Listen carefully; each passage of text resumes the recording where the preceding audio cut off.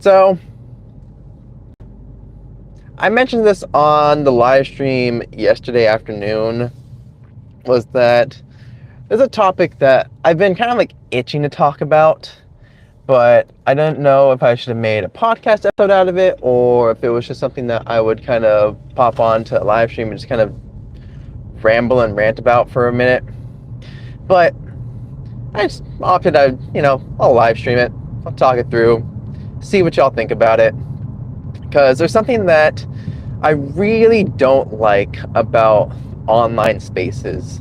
And that very distinctly is the idea of the quote-unquote manosphere, which I don't know if people are still using that term to like a decent extent, but I do know that the actual implications of it are kind of far-reaching. Just the kind of, again, quote-unquote reclaiming of what some people think it means to be a guy. Now,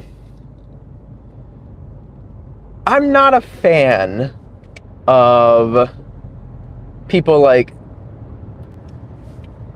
Joe Rogan or Andrew Tate and whatnot, and especially not of people like Charlie Kirk. And I think for myself, that's just because there's a very distinct kind of shift in kind of how I think about things. Like, as a whole, the manosphere itself is a very toxic place. It is filled with these kind of grandiose and perverse ideas about what a guy should be and what a guy is meant to be, but fails to actually capture anything, I think, meaningful about how to show up in an actual society with one that's built upon a predominantly male forward, system. And as I'm just kind of ranting and talking about this, the thing that I think irks me the most is a lot of them that promote the ideas of the manosphere. It's all about them thinking that they are better than a woman. It's all about them thinking that they are better just inherently because they are a guy. And to me, there's something kind of royally screwed up about that, because that doesn't capture all the shortcomings that a guy would have. Now, I also want to emphasize, this is not going to be me dunking on guys, but also it emphasizes that there is a lot of things we have to work on. And personally, I think that if we're able to recognize that there is actual room to grow and to change, then that's probably in itself a much better indicator of what a healthy and emotionally intelligent guy is, not someone who thinks that the biggest amount of muscles that they have and the most amount of women that they claim to sleep with is, for whatever reason, a good thing. And so, circling back to that point, I definitely want to emphasize that someone like Andrew Tate, who pops up online often in a right-wing sphere, is not someone to be idolized and not someone to be emulated. Like, if your lifestyle is predicated around renting a Lamborghini and choosing to believe that for whatever reason you are dominant just because you are a guy, is inherently messed up and also just inherently wrong. Now, if you want to be able to say, hey, I understand the differences between myself and my partner, then that is a much more healthy way of looking at it. Like, easy example is between me and my wife, I am fantastic at problem solving. I am fantastic at being able to say, okay, I can see what the issue here is, let me work through it. I am great at seeing the tree, but not the forest. My wife, on the other hand, is fantastic at helping me broaden what I'm looking at and can cover the emotional gaps that I might not be realizing. And I think that in of itself just plays to the strengths that we have. And if a guy thinks that they, for whatever reason, have no shortcomings, no, blind spots, then they are either delusional or just don't understand the idea of personal growth, personal development, and the ability to change and what that actually means.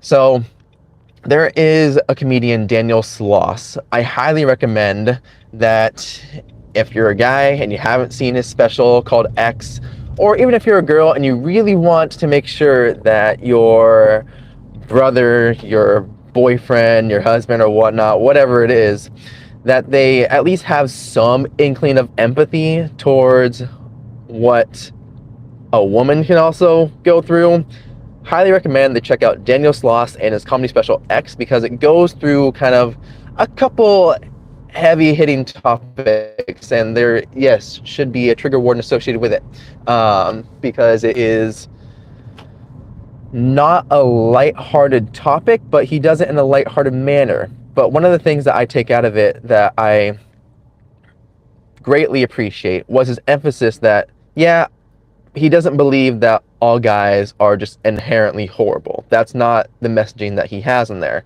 However, if even 1 out of every 10 guys is a dirtbag and a scumbag, but then the other 9 do nothing, then the other 9 might as well not even exist. And that's kind of the emphasis about where the manosphere, I think, goes off in the wrong direction, is that if they don't recognize, or those influencers within that space don't recognize, hey, what we're doing is just perpetuating either a toxic cycle or corrupting the next generation of guys and what they think a guy should be, and that is emotionless, always angry, or that they have to sleep with the most amount of women, or they have to flex on everyone at all times, then we lose the ability to actively say, oh no, if you're actively able to express emotions in a healthy manner, connect with someone, have a proper conversation and discourse around them, and not believe you're entitled to something just because you're a guy, not only will that help, I think, cure a couple of key issues of male loneliness, or just loneliness in general, but I just do think that if we're able to encourage that kind of shift in attitude and that shift in thinking, that's probably going to at least lead to a much more, I think, not necessarily equal, but a much more equitable outcome. So equitable being trying to give everyone the means to succeed that makes sense most for them and their context. And what's the chat there? So we're not here to police other men, just to be met. I'm driving, so I can't really see the chat. So just be the best man that, which, yes, you should strive to be the best man you can. And that is a direct quote from the Daniel Sloss comedy special. We want to be the best people we can be, but we are also the sum of the people we surround ourselves with. If I'm surrounded by dude bros who are constantly, emotionally suppressed and only ever thinking about who they can sleep with next, and who, they recently got into a fight with, that's going to become my baseline. That would become where I'm stuck at, and what I would contextualize as normal. And the amount of effort it would take on the daily to be like, oh no, I'm going to be the best possible version. I'm not going to listen to the people I'm surrounded with.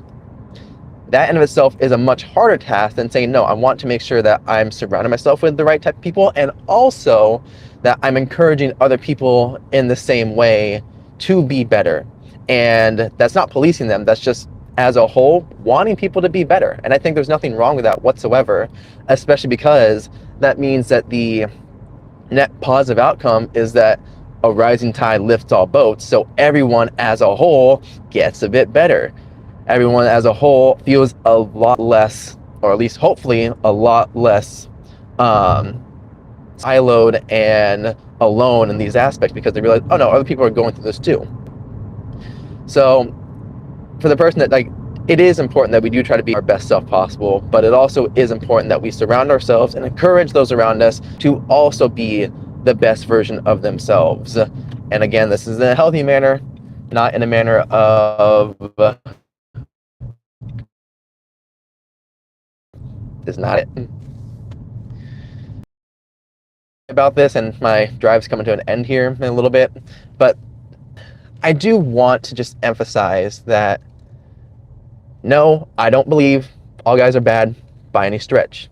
However, I do believe that if you don't actively do something that helps either prevent misfortune, that either encourages emotional intelligence, that either prepares yourself to have good emotional conversations and understand what mental load looks like between yourself and your partner, or the impacts that your actions and words have on your partner just in general. If we're able to recognize those things, I think it becomes a lot kind of like that release valve that the manosphere needs to get out of its own way. Because their idea of toxic masculinity as a good thing is, I think, not only a mutually assured self-destruction that no one's going to want to be with them, but then it just kind of like becomes a self-fulfilling prophecy that they're like, oh no, because of these things, people should want to be with me, but because I believe these things, no one wants to.